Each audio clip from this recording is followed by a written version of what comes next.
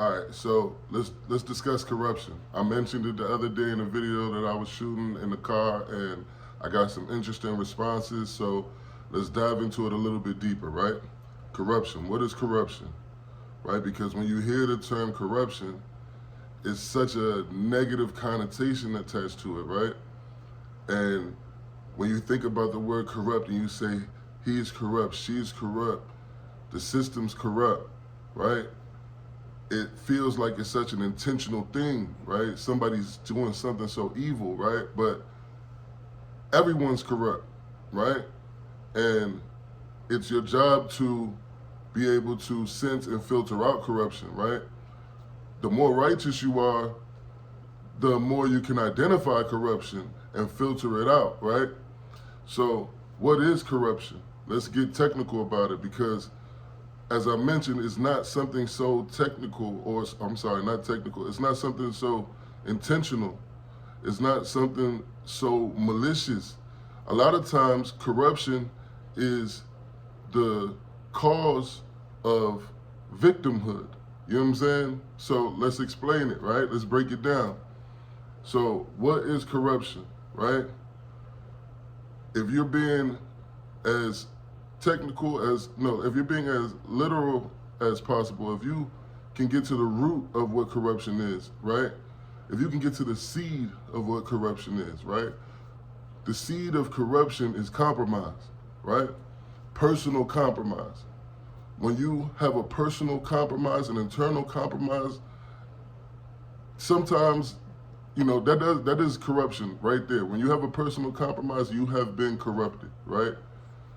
When you know you're not supposed to do something, but you do it anyway, right? When you make an excuse for your behavior, right? When you explain or try to rationalize negative things that you're doing, negative actions or thoughts, right? That's a compromise, right? And that's the seed of corruption, right? And the corruption that we understand that we discussed today is an outward force, right? It's not something that just happens inside. So when you make a compromise internally, that's the seed of corruption. Now, when you express that outwardly, now you've crossed over into corruption, right? Because now you are taking your compromise and expanding it into reality, right?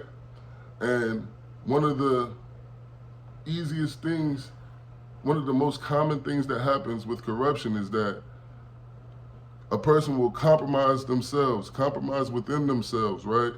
Then they'll express it outwardly. And from that expression, a reaction is caused, right? So when that reaction occurs, a result then comes back, right? Sometimes when you compromise and a reaction is caused, the result is something tangible. Maybe it's something that you really wanted, right? Maybe it's money, maybe it's fame, maybe it's success, maybe it's a position, right? Maybe it's a girl or a male. You made a compromise within yourself, it caused a reaction, and sometimes it will get you what you were looking for, right? But in idolization of what you were looking for, you overlooked what you need. You overlooked what you really want, what your soul wants, right?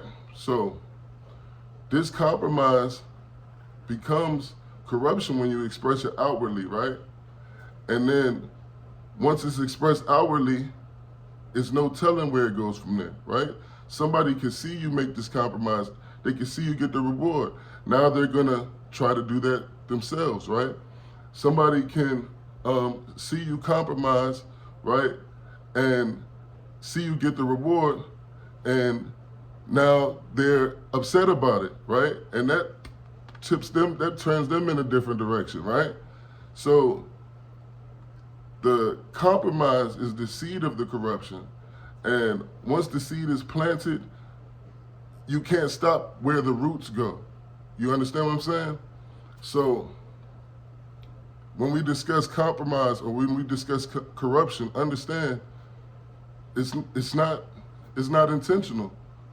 It really comes down to your lack of righteousness and your lack of ability to filter out compromise, when you're compromising, or when you're being asked to compromise, when you're being asked to compromise, you can't filter it out. Maybe you can filter it out, and you just have an obedience problem, right?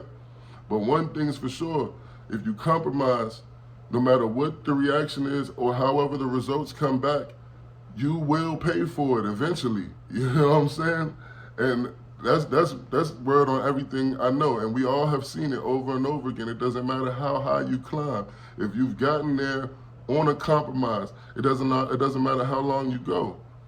If you've gotten there on a compromise, you will pay the price for it. And you will not only pay the price for it within your own soul spiritually, but you will pay the price that God says you'll pay, right? And that's where you see intergenerational things happening, right? Your kids, your grandkids, you know what I'm saying? So if you want to avoid corruption, don't compromise. And if you don't want to compromise, then become more righteous in how you think and how you behave and how you perceive things, right? Because the seed of compromise is the root of the huge weed of corruption. I got a few more things we're talking about today, so stay tuned. All right. Second thing for the day, right? Because in a video that I shot the other day, I talked about intelligence and how there are three factors of it, right? First one being smart, second one being wisdom, third one being obedience, right? Three different components of your mind that work together to determine how intelligent you are, right? And I got some interesting responses about that one, right? So somebody asked me, where do emotions fall into this? How come you didn't account for a person's emotions, right? And there's a reason why I didn't account for it. And my wife she hates when I say this, but I'm gonna prove it. I'm gonna prove it today, all right? Because your emotions, though they are real, are not a part of your function unless you make them part of your function, right? They're not a part of your output. They're not a part of your response unless you make it a part of your response, right? So what do I mean by that? I tell my wife all the time, your emotions, come on, like I understand we all feel emotions, but you're crying, right? You're crying. She can't stand that. She thinks I'm harsh because I don't make space for her emotions to dictate things, right? They can't move matter in the real world, and I don't let her think that they can, you know what I'm saying? So my daughters either. So it's not a matter of being harsh, it's just a matter of understanding truth, right? And understanding priority, right? You can place your emotions as the number one thing you respond to, but you're always gonna end up wrong. Why is that? If emotions are so important, why do they always mislead you, right? And I'm gonna explain it to you. It's because emotions are not your internal response to what's happening on the outside. Your emotions are not the internal response to what's happening on the outside, right? Your emotions are the internal response to what's happening on the inside, right? Life is hard, right? If you can wake up today, if you could go to sleep tonight and know every single thing that's gonna happen to you tomorrow, please hit me up and let me know how you do on that. Because you cannot predict or determine what's gonna happen tomorrow, what you're gonna encounter, right? It's no way, right? But depending on what you encounter may cause you to be emotional or have emotions, experience emotions, right? Why is that? Why are your emotions screaming out to you when you encounter something on the outside world? When you encounter something outwardly, why do your insides scream out to you? And most people's first response is to then change the outward situation because they feel like that situation is causing the feelings, right? But your emotions are the inward response to what's happening inside. What's happening inside when you make that encounter is that you're feeling unprepared for it. You're lacking the communication for it. You're lacking the courage for it. You're lacking the ambition for it. You're lacking whatever you're lacking to be able to encounter this situation and endure it peacefully. And so your body is telling you, there's something deficient here. Hold on. There's something wrong with you in this situation. Not the fact that the situation happened, you can't control that. It's a matter of what is it in you that is a vulnerability that when you run into this situation, you can no longer remain at peace. Your emotions change. This type of situation takes you and moves you into a different place, a different posture. Why is that? It's not because the situation. It's not because you was outside just living life and things happen and you ran into. It's because this situation is something that you're unprepared for. So your emotions are trying to tell you, you need to be stronger here. You need to grow and build here because if we run into this situation again, you're going to feel this again, right? So though emotions have a place, keep it all in context, keep it in perspective. Your emotions are not telling you what other people should do. Your emotions are telling you what you need to do. And as soon as you look at it that way, all of a sudden it's clear. And if you're willing to do the work and if you're willing to change yourself, if you're willing to grow and build on the things that you're deficient on, then soon those emotions will disappear. You have stage fright. You feel the emotions, right? But if you practice and you get on stage over and over and over again, soon you start walking out like Dave Chappelle with a cigarette and a shot of cognac because you've accepted the fear and you can sense the fear without having the emotions. And I'm sure that's what Dave Chappelle goes through. And all the major big people who face their fears and achieve their life's work, achieves their life's goal. You have to become, right? And your emotions are telling you where you have yet to become. So emotions do have a place, but it's not your emotions' place to start trying to boss everybody around or dictate the universe. It's your emotions' place to tell you where you are falling short. And then you got to go do the work and you got to go, do the building and grow. So that's emotions, right? All right, here we go. Circling back to emotions, right? I just mentioned in the last video that your emotions are not a trigger for how you need to react on the outside. Most people feel emotions and then they feel like they need to do something on the outside, right? But your emotions are more like an alarm, right?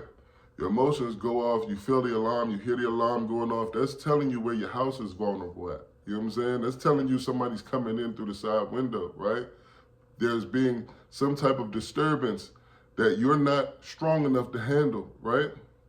So your emotions are really alarm for how you need to react on the inside, how you need to react internally, or how you need to go react with yourself outwardly, right? So most people have that misconstrued, and it's detrimental to life. If you go out reacting, you're going to cause a lot more problems than you're going to solve, right? You're not even using your logical part of your mind, your processing part of your brain when you're reacting emotionally. That's a different part of you, right? That's the part of you that is fight or flight. You know what I'm saying?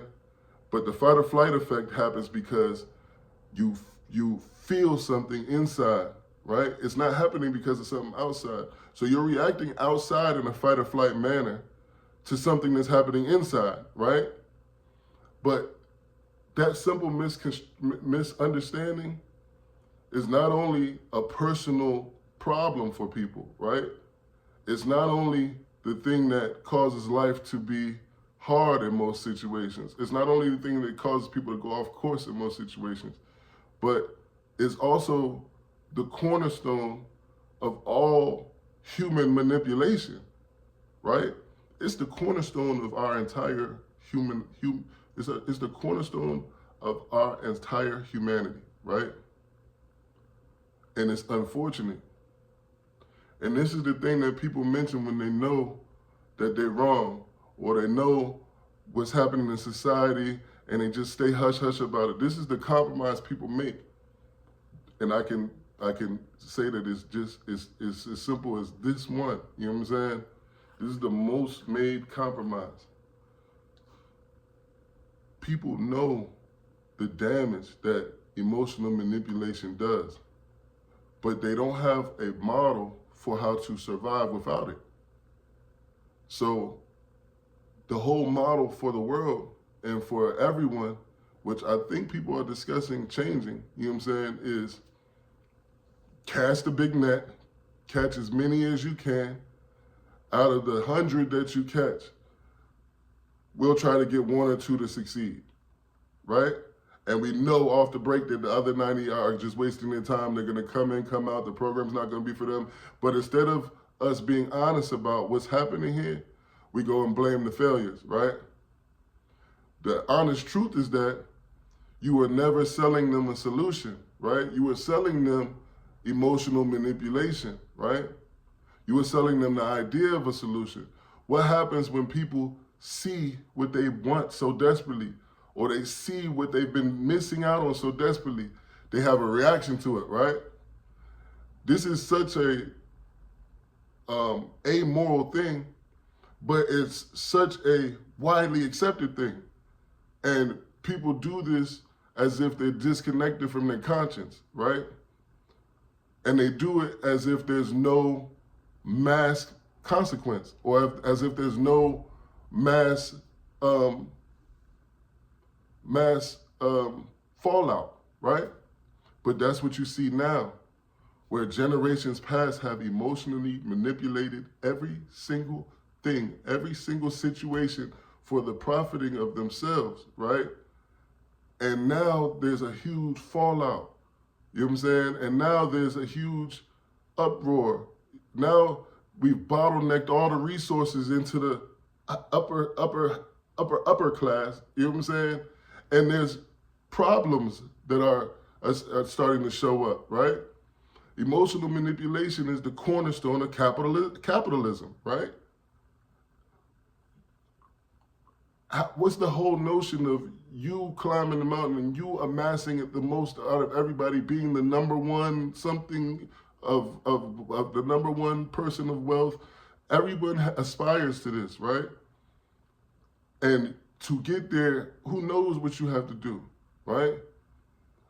But the number one thing that's very true about what's going to happen on that course is that you're going to manipulate people's emotions, right?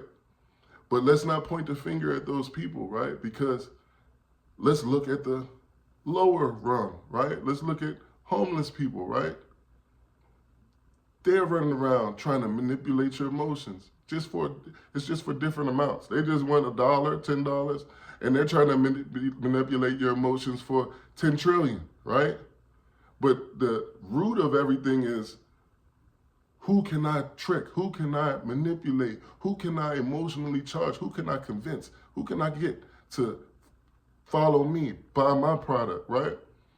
And it's so ingrained in society that they now are teaching kids this, right? You go to school, they teach you this in marketing.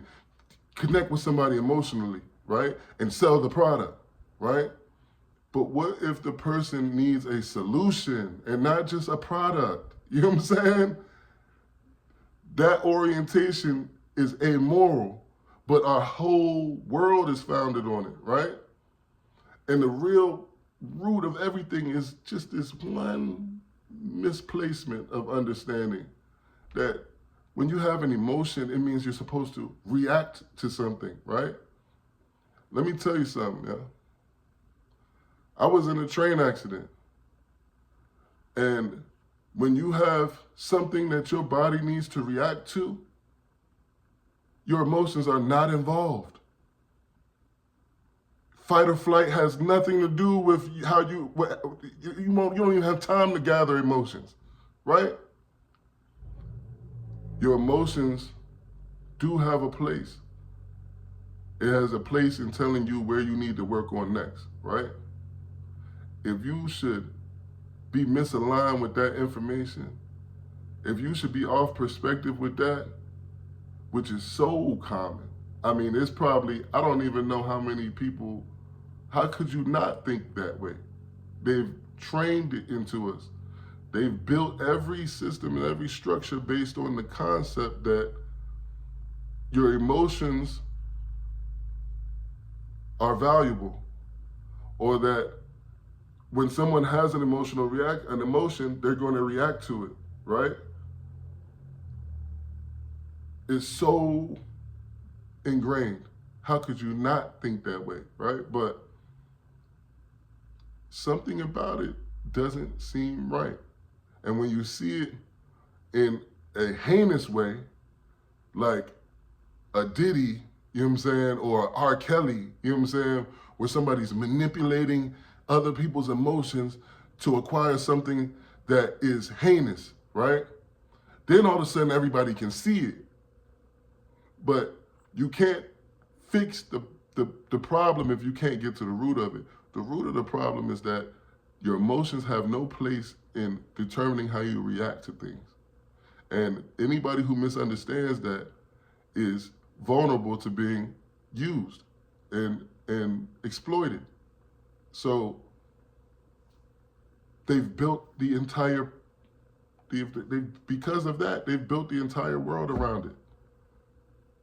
And America is the cultivation of that very concept. Go here and you can have everything you ever dreamed of. You can be rich, you can be one of those ones, right?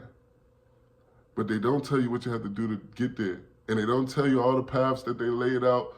They don't tell you that those paths are not the only ones. They don't tell you that you are valuable. They tell you that you can come here and be valuable, right?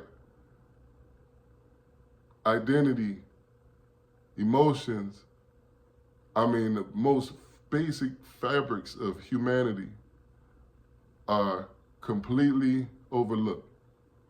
And if you stay in the cycle of just moving, living, you're going to get to the end and you're going to realize that you have been sucked dry of everything that God gave you. And you don't have nothing to show for it. So watch out for your emotions, because a lot of people are playing on them, right? And be safe out there, man. All right, let's go back to emotions real quick. And I want to nail this, you know what I'm saying? Because I want to make sure everybody understands. Praise God for this message. If they come get me, you already know what happened, right? So, I just explained in the last video that your emotions are not the trigger for how you need to react on the outside, right? If you encounter something that makes you emotional, it does not mean you need to react on the outside. It really means that you're vulnerable. Life is going to happen. You're going to encounter things that you're not ready for, that you haven't prepared for, right? And when you encounter those things and you're emotionally fortified, you're strong in who you are, then you can look at the situation and you can handle it logically, right? But when you run into something and your emotions jump off, that means that you are unprepared for that situation, right? You ran into a situation that you're unprepared for to handle with stature and posture, and now you're about to react to it, right? And that misunderstanding is detrimental to life. It's detrimental to your path and your evolution, right? So the thing is, when you feel an emotion and you're a person who's led to react to it, which is most people, I'm talking about most people, right? Then the reactions are predictable, right? You can predict what's gonna happen, right? So what they've done is they've built all of humanity on this principle, right?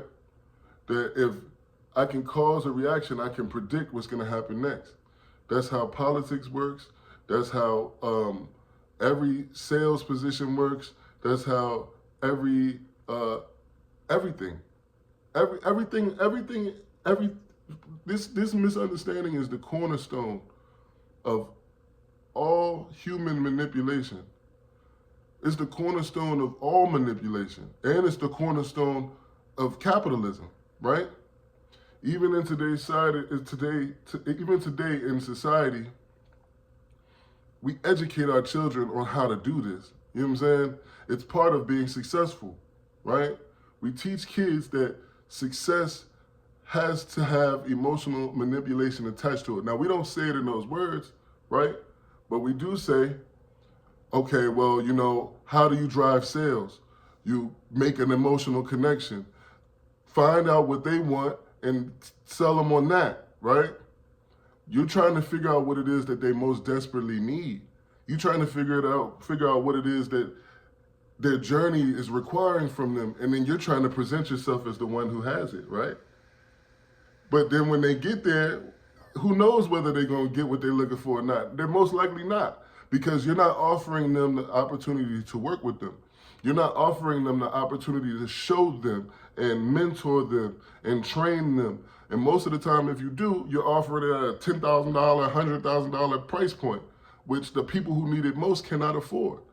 You're automatically filtering out most of the world with all of this contribution you're giving to people with your product and your resources, right? But you can't profit if you can't take advantage of people, right? You can't become trillionaires if you can't get the people that really need you and the people that don't really need you, right? The whole thing is just trying to throw that big old net out there, right? And if you can tap into somebody's emotion out there and pull in everybody, somebody's going to react to it, right? But out of them people that react to it and they buy your thing or they come support you or whatever, how many of them are actually experiencing the change that they need in life?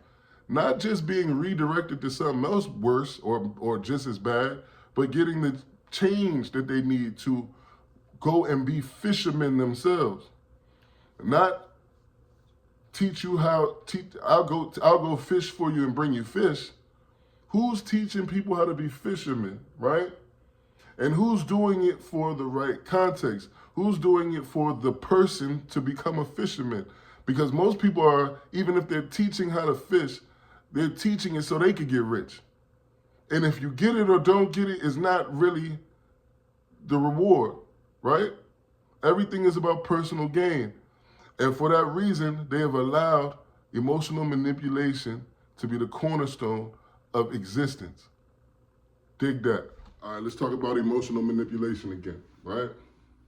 Because right now, there's a lot of guys out there on the internet who are building their whole life, really building strong careers off of accusing others of manipulating, off of being whistleblowers and so-called righteous vigilantes or whatever, right? And so one of the biggest ones that I've seen recently that's just disgusting is this battle of the sexes thing. Like, what I've been seeing is a lot of girls, being accountable or expressing the need for accountability or talking in reference to, some of the things and some of the patterns, some of the vulnerabilities that women are dealing with. They're healing themselves. You know what I'm saying?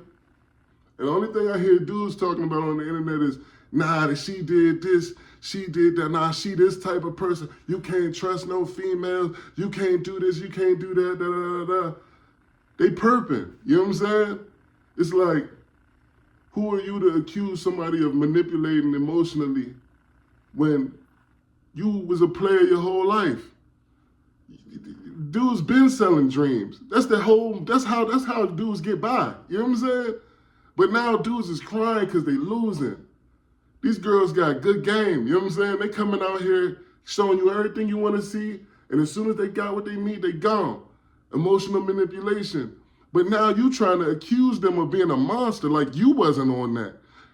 Most of these dudes are still on that. You know what I'm saying? They leave the platform. They still trying to go outside and show the world, show them little girls outside that they something that they really not.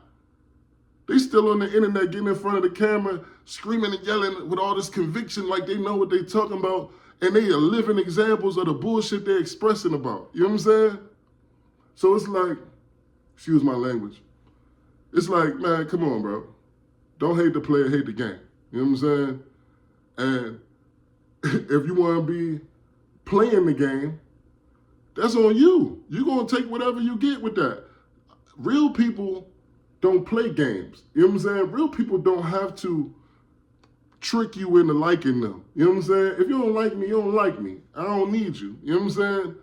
So this whole concept of I have to amass everything and I have to be the biggest, I got to sit on top of the mountain and I want everybody to think this about me, think that about me. Man, that's you walking down the path of emotional manipulation from the beginning. Go ahead with all that pointing the finger and all that blaming stuff, man. All right, but it's the last time I'm going to talk today, and I'm going to let it go. I'm going to move on to something else. I've been rapping for like an hour now, but I'm going to leave you with this story, right? I'm going to try to tell you a story so I can help you understand what I believe, right? And if you don't agree, you don't agree. I'm not mad at that. But I feel like there's a perspective people are missing, right? So let's look at this from 2 points of view. I'm going to tell a story, and throughout the story, I'm going to give you 2 perspectives the whole time, right? So let's say God is in heaven, right? And he's just created this soul, and he made this soul, it was perfect for these 2 people down on heaven and earth, right? He made this soul in heaven. It's exactly custom made for these 2 people down on earth, right? And God inspires these 2 people. These 2 people are in love. They found that he's moved them to each other. He's found a place for them. He knows this soul has to be delivered to them. He conspires to inspire them to have a child, right? They conceive, right? This gives God a place to place this soul, right? So the 2 people, they have sex, they conceive a child. The fetus, the egg is dropped, the sperm connects, the fetus begins developing, right? God is so excited. He knows exactly what this soul is meant for. He knows exactly what he could do, right? And he has a plan for it, right? And he knows the 2 people are not perfect. He knows the situation is not perfect, but he's factored in all of those elements into this soul and how they'll mesh together to create exactly what he's doing on earth. He's writing a story and he has to facilitate everything to make it work, right? So the fetus is developing and he says it's ready. He sends the soul down, right? Now the parents realize, oh my gosh, I think there's life in my belly. I think we're having a baby. This soul that God created and had intentions and all these things for, now it takes on a new role. Now it left what the role God had created for it. Now it's taking on a new role because the mother and the father are giving it a role, right? They say, this is my child. And they say, oh my gosh, it's just like me. I'm going to get to do everything with this child. And then they make the child a vessel of their desires, a vessel of their love, right? And now the child has to carry that, right? And the child is listening to the parents talk, and he's listening to the different beautiful music, and he can feel the love in the air, and all of these things were perfectly decided by God to influence this soul, right? But the soul is now carrying the responsibility God gave it and the responsibility that the parents gave it, right? So now the soul is developing, the child, the fetus is developing, and it's time to deliver, right? So then the baby gets delivered, right? And now the baby is the 1,000th delivery for this doctor and the 1 millionth delivery for this hospital. And they are celebrating this child for that, right? This child is the 1,000th. I'm so good at this. This hospital is so good because we did it again, right? Now your purpose, who God created you to be, is something else now. Now you're 1,000 and 1 million. You know what I'm saying? Right? And the doctors celebrate, right? And then what do? They find you another doctor, right? And when you go to that doctor, your personal doctor, you're client number 627 this month. And that means he's making a lot of money. All he has to do is do the process, be smart, get you in, get you out. He doesn't really have to know you or have to identify anything that's unique about you. He just has to triage, he just has to do the process, boom, get you in and out. Now, you're not only God's child with a purpose, you're your parents' child with a purpose. The hospital gave you a purpose, and your doctor is saying that your purpose is to feed his family now, right? And so before you even get into a childhood, or before you even get home, you know what I'm saying? You're already layered with other things other than what God sent you with, right? So now you get home and the grandparents see you. Now you are their salvation. They wouldn't even go on if you wasn't here, right? They are so happy. They have made you their joy and their living experience. You're the whole reason why they're alive now, right? And they pour out everything. Everything they do is for you. Now your purpose is to keep them alive and keep them happy, right? And then you get to a school, right? You get to a preschool, right? And the preschool lady, she trying to get at least 40 kids in here or she ain't gonna make the bills. So you number 38. So what are you to her? You are helping save this program. And we are not gonna treat you special. We're not gonna give you no awards or nothing like that. We're just gonna put that purpose on you. And then we're going to put you through the program like everybody else, and we're not going to treat it like anything different. We're not going to have you cultivated or anything. We're just going to teach you the same regiment stuff that everybody learns, and hopefully it has an impact on you when you move past here, right? At least we got what we wanted, right? Number 38, right? Then you go to a big school, right? Now you are cross-marketed, and you are now everybody's purpose, right? The county wants you to do this. The state wants you to do this. The teacher wants you to do this. The principal wants you to do this. Everybody has their own personal success hinged on how well you do, right? So what do? Do they go and figure out what's special about you and what you need to cultivate? No, they standardize it. No, they standardize it. They say, okay, well, look, all we need to do is just the basic minimum. Just do this, and then we can say we did our job and they did good. All right, cool. We'll just teach them the basic minimums. No, we won't dive into who they are. No, we won't individualize our teaching. No, we will not do that. That is not something that we can do efficiently and profitably, right? So we will do what we do, and, we're thankful that this child is now going to help us get a raise this year, right? Everybody's going to do good. The numbers look good. We made them all pass the test. Who cares if they actually retain information? Who cares if they actually know how to apply the information? Who cares if the information is actually sticking to them or relevant to them or useful to them? Or who cares if the nuances of their life skew the information? Who cares about all of that?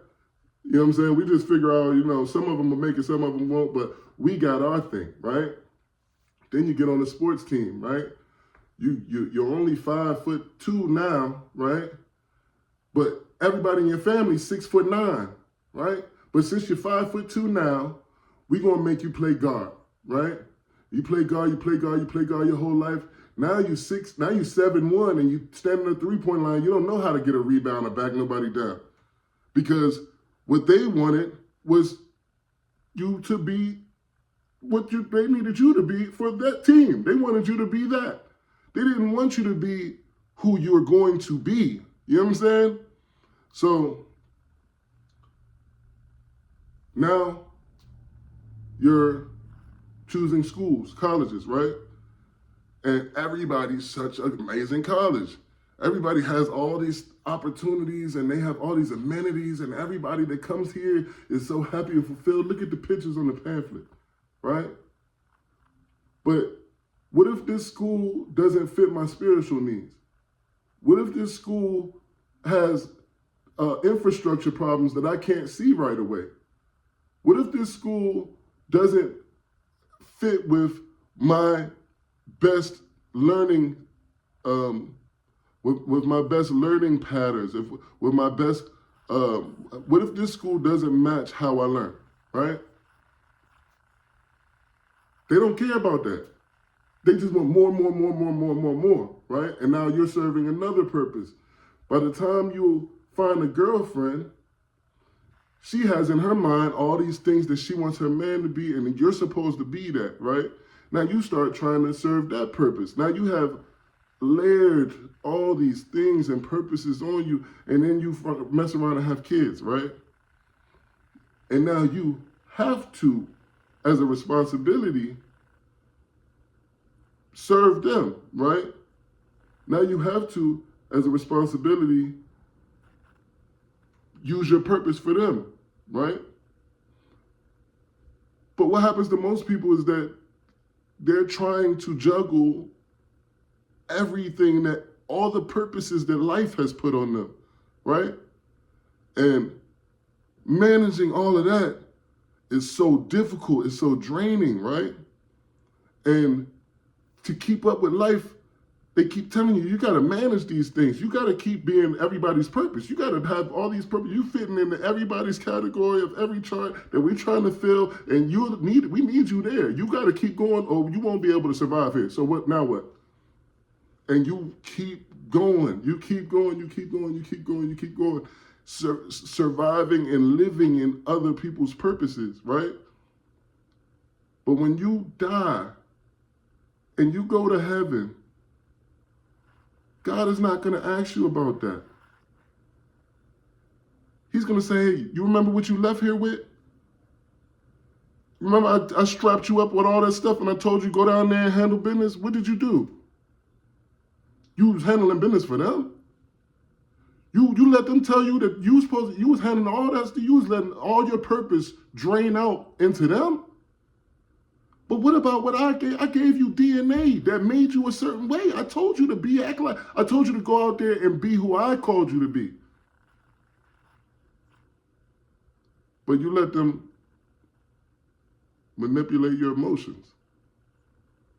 And you let them dictate what your purpose is, who I say you are. And then you end up in turmoil. And I can tell you this, if you've never encountered a near-death experience, I'm not talking about you crashed and it was scary. I'm talking about you see the white light and you have the option of going toward it, or you have the option of clinging to your consciousness, right? When you're in a space where you're clinging to consciousness or letting go of it, that's when you realize. So I'm telling y'all, man, and you don't have to agree, you don't have to believe, but this story is to show you that your purpose is not in your title, is not in what you've been given. God gave you purpose from the start, right? He gave you a family and responsibility from the start. As you move through life, you will acquire knowledge, you will acquire assets, you will acquire things that require stewardship under holy guidance, and it's going to require your discipline and your clarity of mind to actually do it and sustain it in the right way, right? Acquiring things is not the answer. Anybody can go out and start committing crimes to acquire things, right? Can you do it the right way? Can you do it the right way? The right way being God's way, with righteousness, with integrity, you know what I'm saying? And most people don't do that because they have let someone else corrupt them. And they let someone else manipulate their emotions into believing that their purpose is something that was defined by them, by the outside person. Your purpose is something that was defined by God. And if you don't believe me, check your DNA. Check all of the things that trigger your emotions. Those things are determining factors for your individuality, your uniqueness. And your uniqueness should determine who you are and where you go and what you do. So this story is just to show you that everything in between the time you leave God and the time you come back is just gray area. It's just distraction. It's just your fear, just a test. you gotta go and become who you were called to be. And until you do that, you have not succeeded. It does not matter what you amass or what you acquire in your lifetime. So, hope that story helps you. That's it for the day. I'm done. I'll tap in with y'all later.